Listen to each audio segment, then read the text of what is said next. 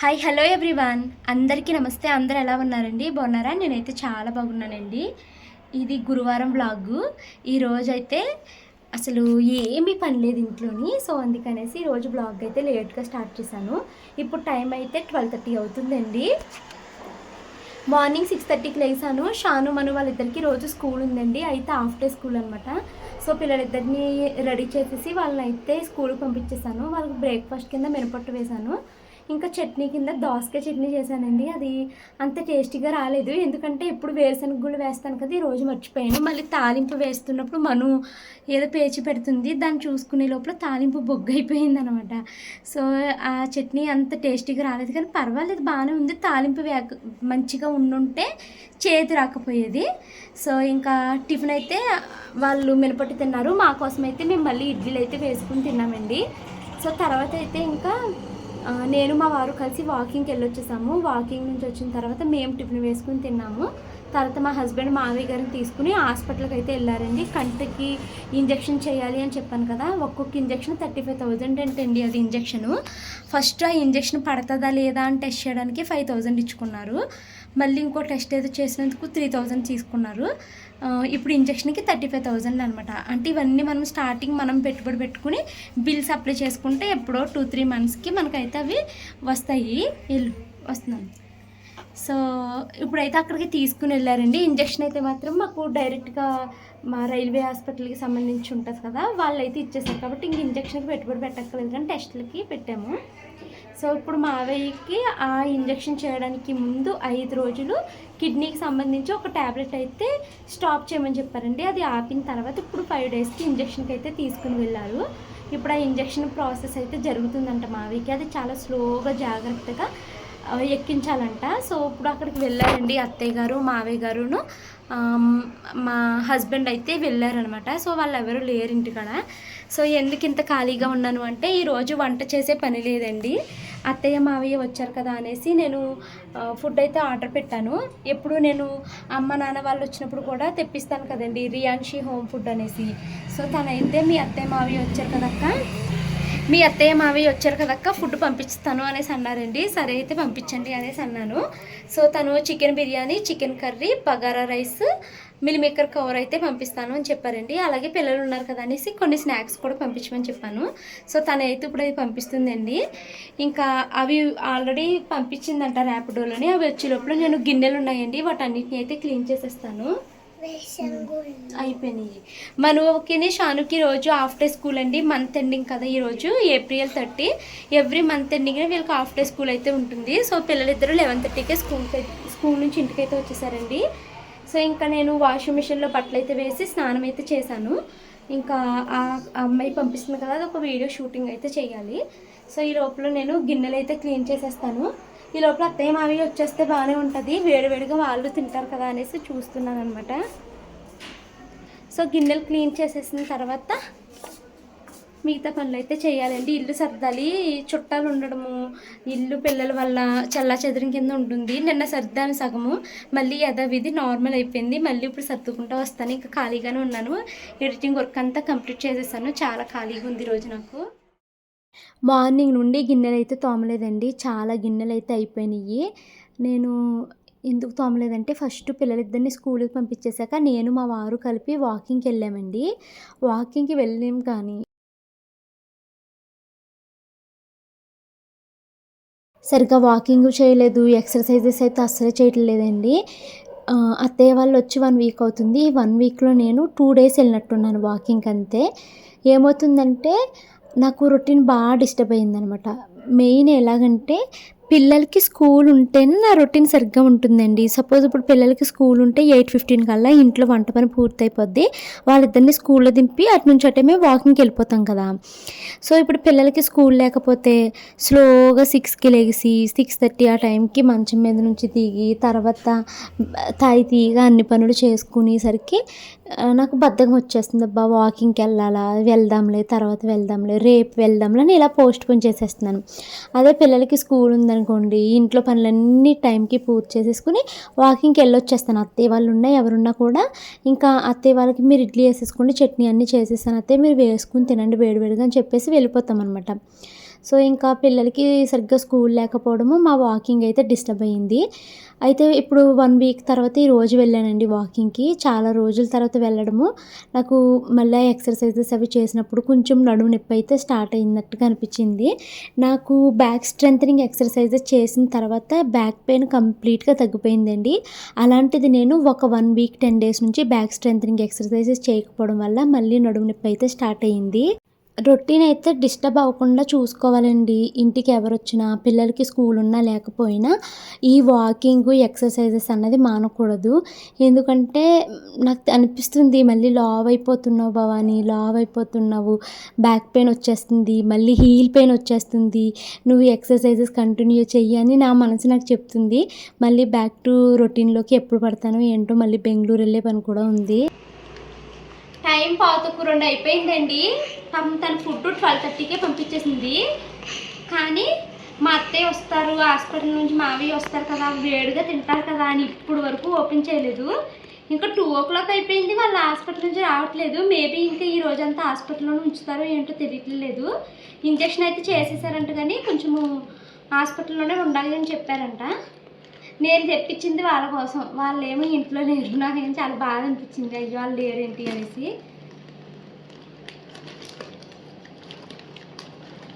అత్తయ్య non veg తినరు అనేసి అత్తయ్య కోసం బగారా రైస్ తెప్పించాను. మళ్ళీ మా మావయ్య గారు మటన్ తినరు అనేసి చికెన్ తెప్పించాను, బట్ వాళ్ళు లేరు. ఇంకోండి ఇవేమో గవ్వలు అన్నీ తీసి చూపిస్తాను, కట్టేసి షార్ట్ వచ్చాను. ఇంకోండి ఇవి అయితే తెప్పించాను. మెయిన్ ఇప్పుడు అత్తయ్య వాళ్ళును ప్లస్ పిల్లలు ఉన్నారు కదా అనేసి తెప్పించానండి. పిల్లలకి చాలా ఇష్టమండి, పిల్లలకి మా ఆయనకి బొబ్బట్లు అంటేని. ఈ అమ్మాయి చాలా బాగా చేస్తుంది బొబ్బట్లు. సో బొబ్బట్లు, పిల్లల కోసం గవ్వలు, ఇంకా డ్రై ఫ్రూట్స్ లడ్డు అయితే తెప్పించాను. ఇవి స్నాక్స్ అండి. ఇంకా మా కోసం అయితే చికెన్ బిర్యానీ తెప్పించుకున్నాను. 3 ప్యాకెట్లు పంపించారన్నమాట ఇలాగా చికెన్ కర్రీ. తర్వాత అత్తయ్య గారు ఈరోజు నాన్ వెజ్ తినరండి. అత్తయ్య గారి కోసం bagara rice, meal maker curry అయితే తెప్పించాను. సో తెప్పించడం అయితే తెప్పించాను, కానీ వాళ్ళు లేరు. నాకు అదే బాధగా అనిపిస్తుంది. ఇంకా హాస్పిటల్కైనా పంపించి తినమని చెప్పాలి. అత్తయ్య మావయ్య వాళ్ళు రావడానికి టైం చాలా పట్టేసేటట్టుందండి. అంతసేపు పిల్లల్ని వెయిట్ చేయించడం నాకు ఇష్టం లేదు.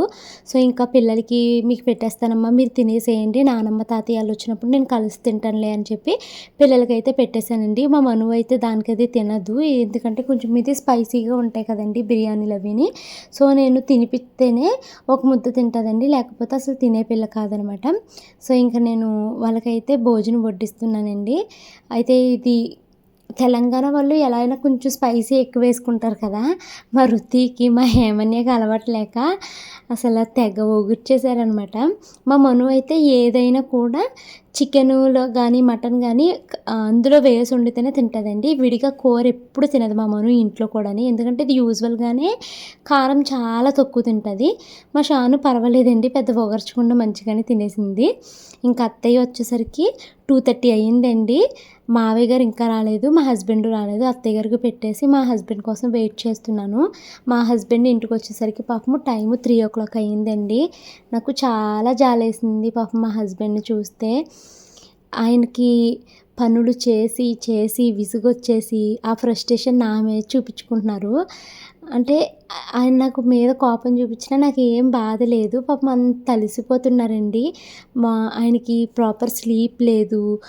ఒక పని మీద, చాలా ఇంపార్టెంట్ పని మాకు సంబంధించిన దాని మీద ఆయన దానికోసం తిరుగుతున్నారు. మరో పక్కేమో హాస్పిటల్ విజిట్స్, మరో పక్క ఆఫీసులో పెండింగ్ వర్క్స్ అయిపోతున్నాయి. ఇలా అసలు చాలా స్ట్రెస్ ఫీల్ అయిపోతున్నారు ఆయన. నాకు పాపం అమ్మ, నేను ఏమీ హెల్ప్ చేయలేకపోతున్నాను తనకి అనేసి అనిపిస్తుంది. పాపము ఈరోజైతే ఇంకా నేను తిరగలేకపోతున్నాను, నేను చేయలేకపోతున్నాను. ఓ పక్కే మా సార్ త్వరగా రమ్మని ఆఫీస్కి ఫోన్ చేస్తున్నారు, మరో పక్కేమో ఈ హాస్పిటల్ పని అవ్వట్లేదు అనేసి అన్నారు. పాపము పొద్దున్న ఎప్పుడో తిన్నారండి 4-5 ఇడ్లీలు. భోజనానికి వచ్చేసరికి టైం అయితే 3:30 అయిపోయిందనమాట.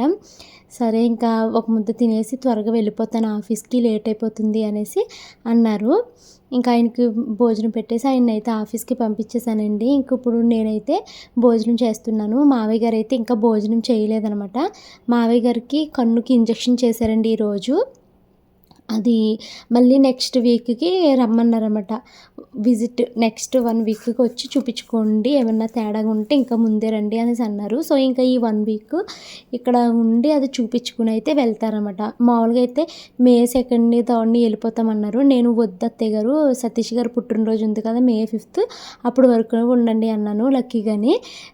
ఇంకా హాస్పిటల్ విజిట్ మే 5థ్‌కి గానీ, 6థ్‌కి గానీ ఉంది. అది చూపించుకున్నాక వెళ్తారు తాయితీ గాని.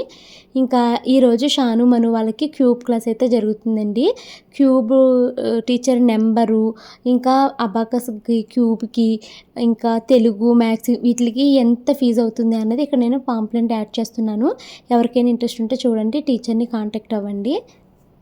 మా షాను, మను క్యూబ్ చేయడం చూసి మా హేమన్య, మరుతి అయితే మాకు కూడా నేర్పించు అనేసి అడుగుతున్నారనమాట. మా షాను, మను చిన్న చిన్నగా వాళ్ళకైతే క్యూబ్ ఇలా చేయాలక్క, అలా చేయాలక్క అనేసి నేర్పుతున్నారు. ఇంకా మా మనుకైతే ఎన్నిసార్లు చెప్పినా మర్చిపోతూ ఉంటుందండి ఆ ఫార్ములా. మళ్ళీ అలా అక్కని అడుగుతుంది. అలా అక్క చెప్తే చేసేసి నాకు వచ్చేసింది అని అంటుంది. ఈరోజు పిల్లలిద్దరిని డ్యాన్స్ క్లాస్కి తీసుకొచ్చేటప్పుడు దారిలో పెట్రోల్ అయిపోయిందండి. సో ఇంకా మేము డ్యాన్స్ క్లాస్కి మొత్తం నడుచుకుంటూ అయితే వచ్చాము. లేట్ అయిపోయింది, 15 మినిట్స్ లేట్ అయిపోయింది. బైక్ పెట్రోల్ దారిలో ఆగిపోయింది కాబట్టి మళ్ళీ బైక్ వెనక్కి పెట్టి పిల్లలిద్దరిని తీసుకుని నడుచుకుంటూ అయితే వచ్చానమాట. 15 మినిట్స్ లేట్ అయింది. సో చాలా రోజుల తర్వాత అంత దూరం నడిచాను కదండి, ఆయాసం వచ్చిందనమాట. ఇక్కడికి వచ్చి కూర్చునిపోయి మై లిటిల్ వెర్షన్ వీడియో అయితే చేశానండి. ఆ వీడియో యూట్యూబ్లోని, ఇన్స్టాగ్రామ్లో అయితే పెట్టాను. అసలు అందరూ ట్రెండ్స్ని భలే ఫాలో అవుతారు. నాకు ఒక్క ట్రెండ్ వీడియో చేయడానికి 1 అవర్ టైం అయితే పట్టిందండి. ఇప్పుడు టైం అయితే 6 o'clock అయిపోయింది. ఇంకా పిల్లలకి డ్యాన్స్ క్లాస్ అయిపోతుంది, వెళ్ళి తీసుకుని అయితే వచ్చేస్తాను. అండ్ ఈరోజు కూడా పెద్దగా వీడియో అయితే షూట్ చేయలేకపోయానండి. పెద్దగా ఇంట్లో పని ఏమీ లేదు ఈరోజు. బయట నుంచి ఫుడ్ తెప్పించేసుకున్నాం కదా, సో పని లేదు, అందుకనేసి ఎక్కువ వీడియో అయితే చేయలేదు. రేపు వీడియో మీకు నచ్చుతుంది. రేపు పిల్లల్ని తీసుకుని డైనోవాడ్కి అయితే వెళ్తున్నాము. అండ్ మావయ్యని అయితే తీసుకుని వెళ్ళట్లేదు, ఎందుకంటే మావయ్యకి రోజు కళ్ళల్లో ఇంజెక్షన్ చేశారండి. సో బయటికి రావడం ఎందుకు, ఎండకి ఎక్స్పోజ్ అవ్వడం మంచిది కాదు అనేసి మావయ్యని వదిలేసి మేము మాత్రమే వెళ్తున్నాం అనమాట. ముందు మావయ్యని కూడా తీసుకుని వెళ్దాం అనుకున్నాము, బట్ ఇప్పుడు ఇంకా మేమే వెళ్తున్నామండి. సో రేపు మీకు ఆ వీడియో అయితే మీకు నచ్చుతుంది. ఇంకా ఈరోజు నిన్న వీడియో అయితే మాత్రం చిన్నగానే పెట్టాను. బైక్లో పెట్రోల్ అయిపోయిందని చెప్పాననేసి మా వారు అయితే ఇక్కడికి వచ్చారండి. ఎలాగో మా వారు పిల్లల్ని తీసుకొస్తారు కదా, సో ఇంక నేను పార్క్లో కూర్చున్నాను. ఆయన వచ్చేసారంట, వచ్చేసి వెళ్దాము అనేసి అన్నారు. సో ఇంకా నేనైతే వెళ్తున్నాను. ఇంటికి వెళ్ళాక వంట పని కూడా ఏమీ లేదండి.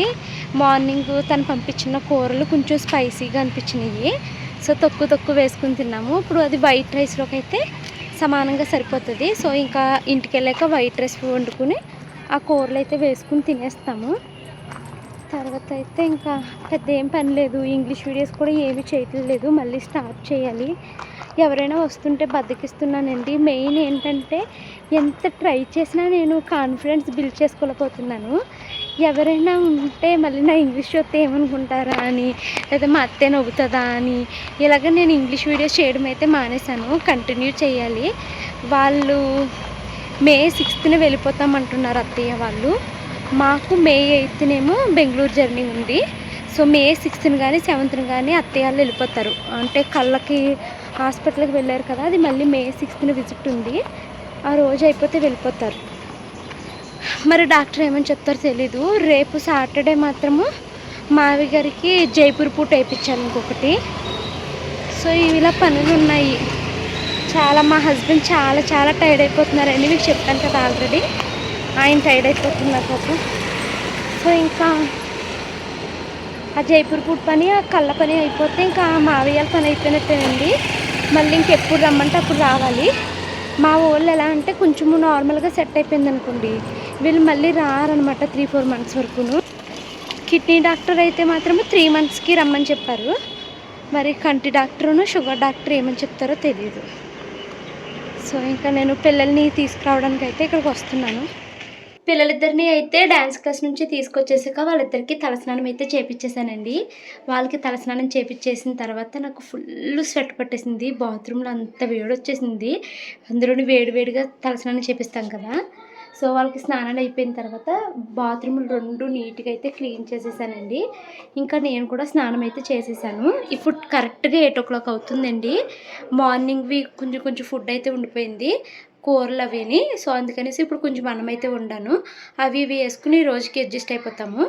సో ఇంకా భోజనాలు అయిపోయాక గిన్నెలు తోముకుని ఇంక ఎర్లీగా అయితే పడుకోవాలి. మళ్ళీ రేపు పొద్దున మేము అక్కడికి వెళ్తున్నామని చెప్పాను కదండి, డైనో వరల్డ్కి. సో రేపు వ్లాగ్ మీకు నచ్చొచ్చు, బాగుంటుంది. సో ఇంక ఇదిగోండి పిల్లలు చూసారా మంచాలు ఎక్కి వీటిని ఎలా పాడు చేసేసారు అని. ఇవన్నీ సర్దుకుంటా రావాలి. ఇంక ఈరోజు అవ్వదులేండి, రేపు కూడా కుదరదు.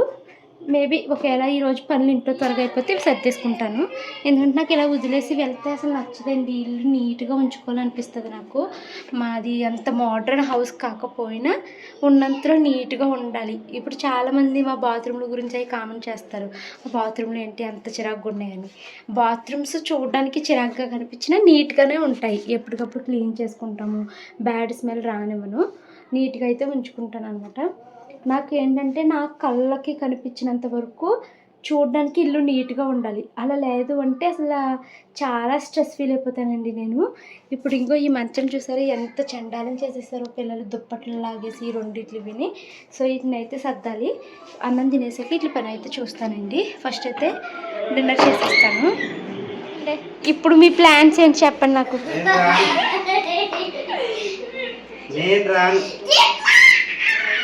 మా మను ప్లాన్ జిప్ లైన్, మీది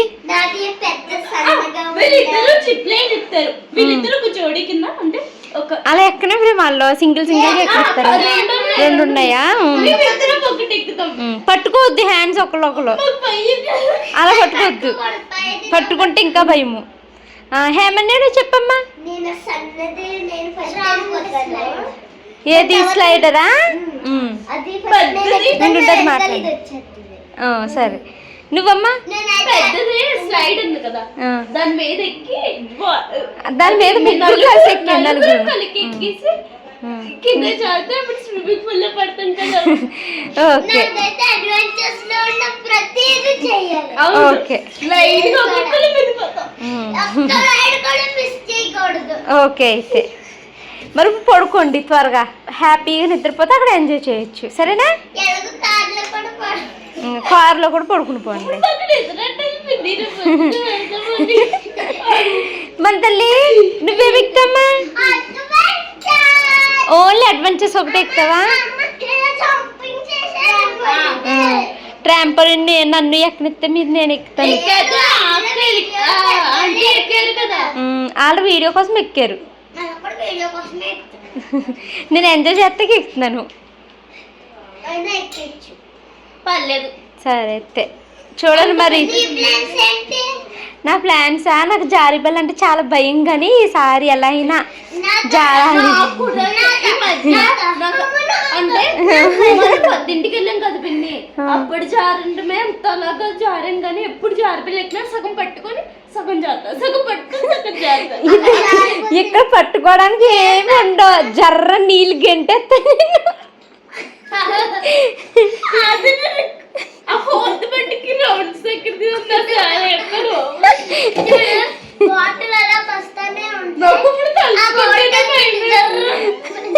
రేపు ఎలా అయినా నేను అది ఆ భయం ఓవర్కమ్ చేయాలి, అదే నా గోల్.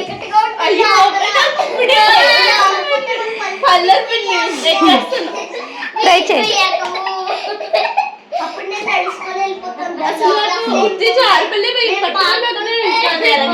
ఇది గంటెత్తది, నీళ్లు జర్రుని జారిపోతాయి. ఆ డ్రెస్ వేసుకుంటాం కదా,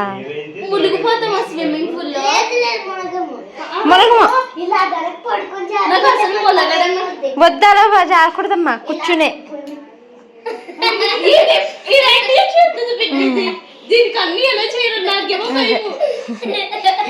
సరే అయితే చాలా ప్లాన్స్ ఉన్నాయండి మా షాను, మను, మా హేమన్య, రుతికి రేపు పొద్దున కోసం.